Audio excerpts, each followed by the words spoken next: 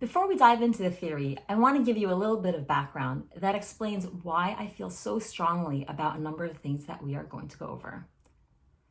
About 8 years ago, I had a cat that needed socialization, and I had no clue what I was doing.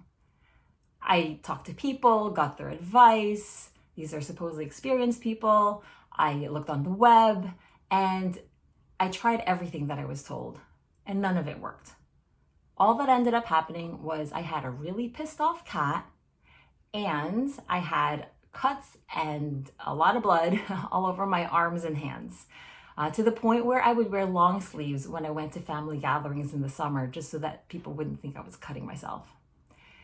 And so I started to realize I had to do something differently. And I started to learn from the cat and let the cat guide me. That's how I ended up coming up with this approach. I didn't come up with it all overnight. It was a long drawn out process of trial and error. And it's taken me a couple of years, so the past 8 years, I've worked with many cats and continue to refine this method to the point where now it's pretty methodical, and there's really a roadmap to get a cat from hissy, spitty, and lunging to cuddly, possibly a lap cat, or at a minimum, a beside you cat. A cat that is someone who so many people will clamor to adopt, which being a rescuer is really important to me. It's not because I want a lap cat, but it's really so that this cat can find a wonderful home and really be happy in the home. I don't want to socialize a cat and the cat just ends up hiding under the bed all the time at the forever home. It's not really a way to live. And that's why it's really important to me to share this information. I don't charge anything for it. It's free. I, in fact, put in hours and hours and hours of time working with individuals one-on-one with their cat every week in order to help them get their cat socialized, because I just want to help the cats and save the cats. That's what it's all about. And I'm glad that you're watching this, because that means you really care about your cat and you want the best for him or her. This method has an overarching roadmap, and it has very specific stages the cat goes through, as well as very specific steps that we follow. You need to follow all these steps in that order, because they really set up to be building blocks, where one step depends on the last step. And by building a strong foundation, you'll hear me saying that a lot, by building a strong foundation, it allows the cat to move on to the next step very quickly and very easily. Sometimes we need to customize some of the steps for a specific cat. And it really all just depends. If you're seeing the cat's not responding after a week, then you realize, okay, I think I have to tweak this a little bit. But how do you figure out how to customize it, right? I think in order to be able to do that, you have to understand the theory, like the method to this madness. Why are we doing certain things? Why are we doing it the way we're doing it?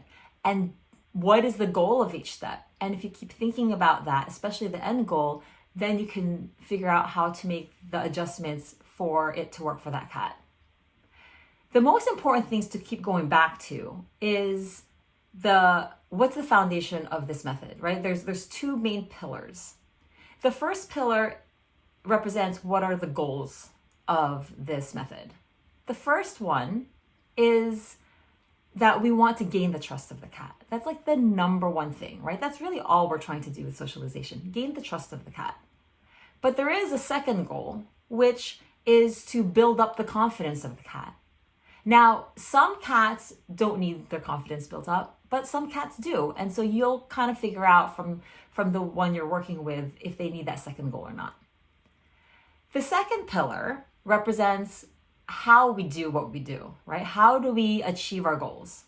And the first thing we think about is we're always luring the cat and we're distracting. So sometimes we're doing both, sometimes we're doing one or the other, right? Luring and distracting. If you just keep going back to those two, which is gain the trust of the cat, build up confidence, and how do we do it? By luring and distracting, you'll always be able to figure out what to do. Another key thing to do is to put yourself into the shoes or paws of the cat. If you keep going back to that and thinking about what is the cat experiencing, what is the cat feeling, what is the cat seeing and feeling, then it'll just all make sense as to why we do what we're doing. I like to give people an analogy. If you were walking down the street and you were kidnapped and stuck in a room, you'd be really, really scared. So let's go to cats, right? I mean, we're doing a good thing. They just don't know it yet. They're walking down the street, we trap them, we kidnap them, and we put them in a room. Same exact thing. They're very scared, and rightfully so. So imagine if you were that cat, right? And you got kidnapped. If someone tries to force you to love him or her, right? Let's say your kidnapper wants you to love him or her, they can't really force you to do it. That's not really going to change your mind or change your heart about the situation or that person. And so that's why we don't force the cat into anything. Another way to think about it is like a swimming example. If someone wants you to learn how to swim and they just shove you into the pool from the deep end and you're flailing, you're probably never going to want to try to swim again. But if they lead you slowly and make sure you're comfortable at each step as you're coming down the steps into the water, then it's something that you're willing to try, and eventually you'll be able to swim. So it's the same concept. We don't force the cat. We don't push the cat too hard, because if you push the cat too hard, the cat's just gonna, dig in his or her heels and not make progress. But instead, I like to call it more nudging the cat, a little pushing the envelope just a tad. Because at the same time, if you just leave the cat alone and you don't do anything, then the cat's not going to make progress. So we do have to nudge the cat along. The good thing is it's not going to take forever, right? Even though all these are like little baby steps, what I've learned and what I've found with all of the cats that I've worked with directly, as well as the cats I've done video chats with people and helped them socialize the cat, this method works much, much faster than the force love approach. And in many instances, when the force love approach doesn't even work at all, this method works. I really don't think any cat is beyond help for socialization. It's really important not to think badly of the cat and not to be afraid of the cat. Don't think that this cat is mean or nasty or trying to hurt you on purpose. Just go back to how the cat is feeling. The cat is scared. Just realize the cat is scared, and it's either fight or flight. And usually when they're in our home or in a holding space, we've taken away their opportunity to do flight. And so what other option do they have but either to fight or sometimes just shut down?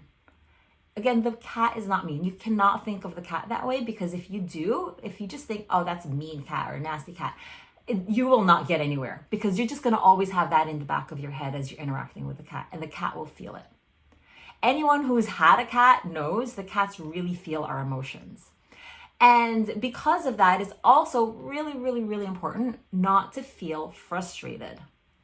If you feel frustrated, the cat will also dig in his heels and not make progress. Live in the now. Just accept what is happening, but the amazing thing is the cat will just do leaps and bounds of progress. But of course, we can't just tell ourselves not to feel frustrated. So what makes us frustrated? We get frustrated when there are unmet expectations. Because of that, by not having any expectations of the cat, we won't get frustrated. Don't expect your cat to be at a certain stage by a certain date. Don't give yourself like a hard and fast deadline. If you keep thinking about a deadline in your head, it will take longer. But amazingly, when you do not think of a deadline, it will move so quickly. Just live in the now. No expectations of the cat. I also like to share a little bit about what the experience is going to be like, because sometimes people get discouraged when what's happening is something that is very normal and happens to every cat. Just like people, cats have good days and bad days. And all that really matters is that we have an upward trajectory of the cat improving. But even though it's overall an upward trajectory through like over a week or 2 weeks, what you're going to see is ups and downs in between, day to day, just like the stock market in a normal year. And that's totally normal. The cat can have good days, the cat can have bad days. All we do is that if a cat is having a bad day, we may take a step back and go backwards 1 or 2 steps to where the cat is comfortable. Don't force it and don't keep pushing, because if the cat's not having a good day, you're just gonna, it's just not gonna work, which will end up making you frustrated, and it's all not good. So just take a few steps back, let the cat just do whatever it's comfortable with for that evening, and tomorrow you go back to working on whatever it is you're working on at that stage. Another thing to think about in terms of progression is cats are very smart.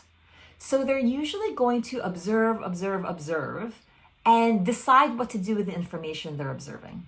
And that might take some time before they make a decision on, like, yep, I'm going to do something about it. So what you're going to see is the cat's going to improve and then possibly plateau. A lot of people tend to get discouraged at this plateau level, but this is normal. The cat is processing all this information.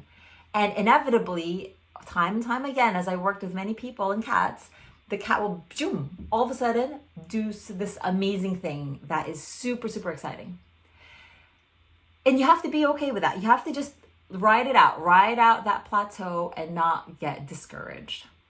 Once in a while, when you're at a plateau, the cat's plateauing because we have to customize the approach for that particular cat, maybe tweak a little bit of that step.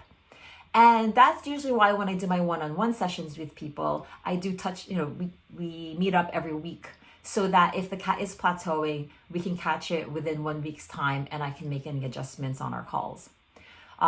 If you are plateauing for over a week, then definitely something to revisit. If you want to message me and see something we can talk about, definitely we'll try to help you or find someone who can help you figure out what kind of adjustments needed. Some people think socialization is going to take up all their time, but it doesn't. It can work around your life. All you need is 30 minutes a day. That's it. 30 minutes and super duper easy steps. In fact, all the people that I work with tell me the 2 hardest things I ask them to do are slow blinking and do not touch the cat. Do not pet the cat. Leave the cat alone. And if you think of that, it's really not that hard, right? If those are the 2 hardest things that I ask people to do. Everything else is super easy. So why 30 minutes minimum? You want to make sure that you have enough time to get the cat to learn to trust you and become calm before we try whatever it is we're trying at the time.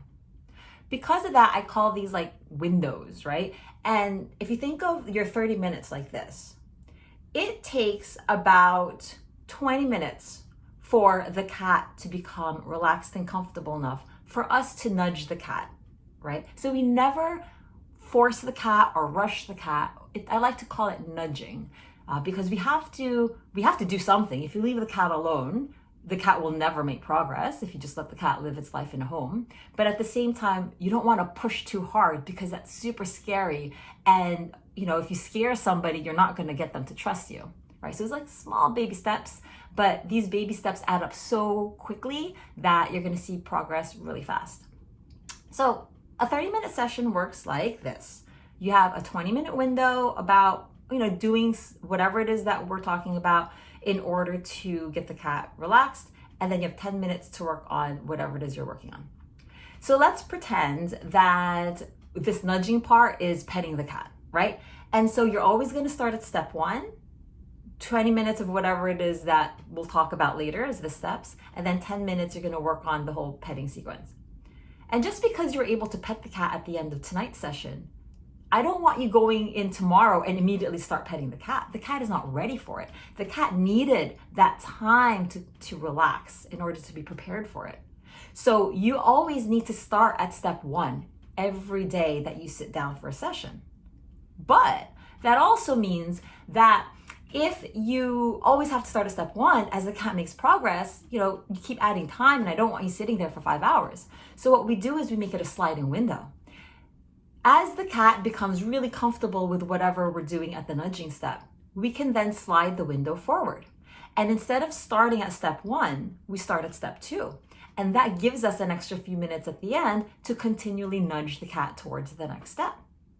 And that's how we do it, 30 minutes a day. If you can do longer than 30 minutes, like 1 hour or whatever, that would be really nice.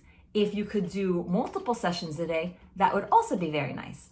We are limited though by the treats that we're using. So it is important that when we use churu, I always tell people maximum 2 churus a day. Some cats can only have 1, and definitely younger kittens, like 4 months and younger, I try to stick to baby food because I have found that churu and temptations and a number of these like junk food treats, they can cause diarrhea. So if you go more than that, diarrhea is probably on the horizon. Another good one is baby food, and I personally prefer the beech nut brand, which seems to be hard to find in certain places, but I have been able to buy it at Walmart, for example, and order it online. But for beech nut brand, the chicken is very watery, so I try to stick to like the turkey and the beef ones. If you have to use Gerber, then you can use any of them because they're all very thick. Now, the difference is that Gerber adds cornstarch, which is why I prefer the beech nut, but it's okay. It's fine for the cat too. I don't get the Gerber beef because there's added lemon juice, so I do not get the Gerber beef. And there's sometimes you see a ham flavor. I stay away from ham because I don't know what the salt content is if it's ham flavored. So beech nut, any of them, or you're gonna go with Gerber, either chicken or turkey. What's really important is that the baby food has like 2 ingredients, or maybe cornstarch is the third, right? 2 ingredients. One is the meat and water or broth. We do not want anything else added to the baby food, especially anything like onions and garlic. They can cause anemia and possibly death in cats, so be very careful about that. What you'll find is that you may run out, let's say you're using 2 churus and you've completely run out of the 2 churus even before the 30 minutes is up. What we usually do is we'll use play to supplement and complement whatever work we're doing at the time. So you just wrap up the rest of the time with play. However, when you get to the advanced stages, really, when I work with cats at the advanced stages, I'm probably only doing 10-15 minutes a day with a cat because I do 2 churus, I'm done, and I'm off, right? With my day, getting my stuff done. It really does not take a lot of time and effort. Why do I hate crates and love playpens? I only use crates when I have a medical situation because crates are easier to sanitize. But otherwise, I really love to use playpens for socialization, and I never, ever, ever use crates. It's because it's scary for the cat. And I will tell you in a moment why. But if you are in a situation where, hey, the cat has to be in a crate before the cat's going to go to a foster home just because of the way our holding space is set up, I get it. What you can do while the cat is in the crate is you can follow step 0, the reset, and step 1, which is deep breaths and slow blinks. You're going to sit sideways on a chair next to the crate and follow those steps, like a few days or to a week of the reset, and then about a week or until the cat's ready to go to foster of the slow blinks. You're going to find the cat will become so much more comfortable around you just by doing those 2 steps. And those can be done in a crate. But everything else after that, you really need a playpen for. Okay, so why do I really, really, really hate crates? Crates, the way they're set up, the way the door is, this is what the cat sees when you go in to clean the litter box, when you change the food, the water, when you try to pet the cat, when you reach for the cat. This is what they see. That is really scary.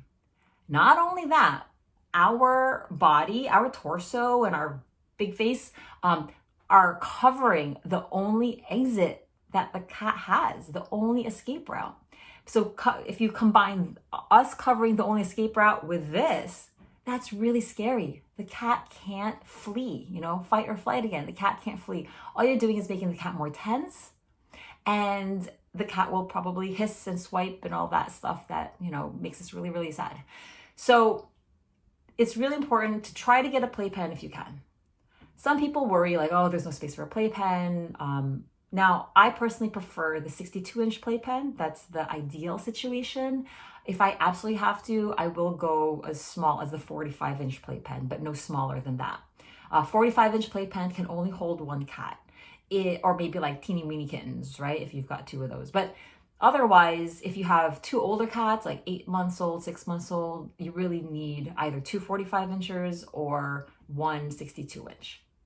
I understand, like we have to move our furniture around a little bit sometimes to fit the playpen in, right? But it's really only for 1 to 4 weeks, usually even like 2 or 3, right? But I give up to 4 just so you're not surprised if it takes a little bit longer. But if you think about it, 1 to 4 weeks is not a long time in the grander scheme of things, in terms of, being a bit of a pain, taking up space in your home, or feeling bad for the cat stuck inside. But what it will do, it will shave off 2 months of time in your socialization process. In the beginning, you really want to start with a playpen. However, there are some people who contact me like a little further down the line, and so their cats may not need a playpen anymore. It really depends. But let's say a cat just comes in for the first time, doesn't come to you, runs away, hides. That situation, you definitely need a playpen. And so where's the best place to put the playpen? I like to put the playpen in the highest traffic area of the home. We do not want to isolate the cat if at all possible. The bathroom, I get why people put them in the bathroom, but again, they're isolated. The only times they see you is during your session. And we'll talk in a moment why that's not so good. At the same time, if you do have like a super busy, apartment, let's say with multiple roommates, it's scary for the cat for people to be coming in and out of the bathroom all day long, right? But the playpen is nice if you have a fairly quiet home, and for some people, the highest traffic area is the living room. So that's wonderful. But if you have a lot of roommates, a lot of hustle and bustle, then maybe we put the playpen in the bedroom. Really, I ask people, where do you spend the most time when you are home? And wherever that is, that's where we want the playpen to be. The benefit is that you are actually socializing the cat when you're not doing a session, because the cat has the opportunity to observe you safely while you're living your life and obviously ignoring the cat. And you can hear a little bit more about this in the reset video.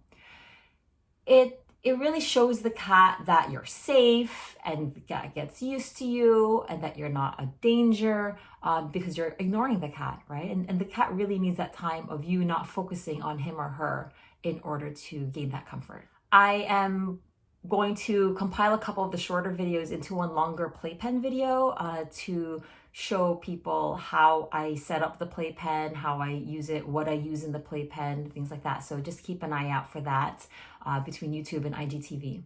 So let's talk about the low, slow DJ voice. A lot of people use baby talk when they talk to animals, dogs, cats, etc.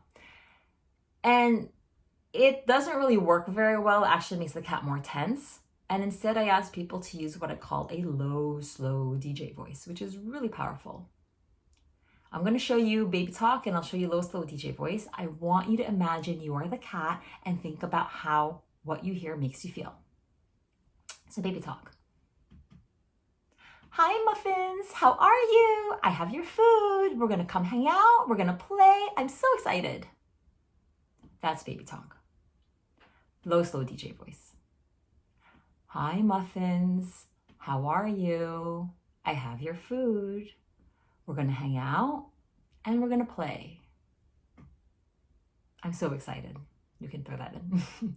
But essentially, the low, slow DJ voice makes you nice and calm and relaxed, while the high-pitched, fast-paced baby talk just kind of makes you tense.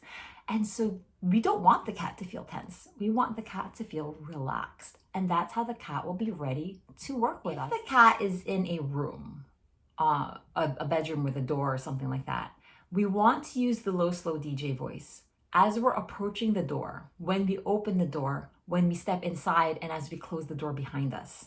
So the whole time. And you want to start using that low, slow DJ voice as you're approaching the door before you even arrive, because they know you're coming, they hear your footsteps.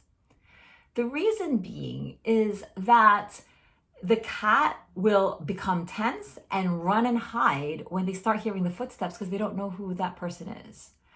Go back to the kidnapping analogy. If you were kidnapped and held in a room, and every time that door opens, you don't know who's coming in, it's really, really scary, and you'll be all tensed up. Versus if you kind of get to know one of your kidnappers and you realize this person's like, okay, he's safe, he's not going to hurt me. And you know, with that person coming in, you won't be stressed out and afraid when that door opens. I've seen people or I've asked people to do this, and they usually tell me, like, it's amazing. The cat's like sitting in the middle of the room, just hanging out when I walk in, versus hiding in the cave or hiding in the litter box when I come in. Very powerful. At the same time, if the playpen is in the living room, for example, you also have entryways to the living room, like coming in from the bedroom, coming in from the kitchen. And what you want to do is use the low, slow DJ voice as you're approaching the open entryway and once you're inside. It doesn't really matter what you say. You can recite a poem, whatever it be, as long as it's that relaxing, low, slow DJ voice. And it signals to the cat that it's you coming in.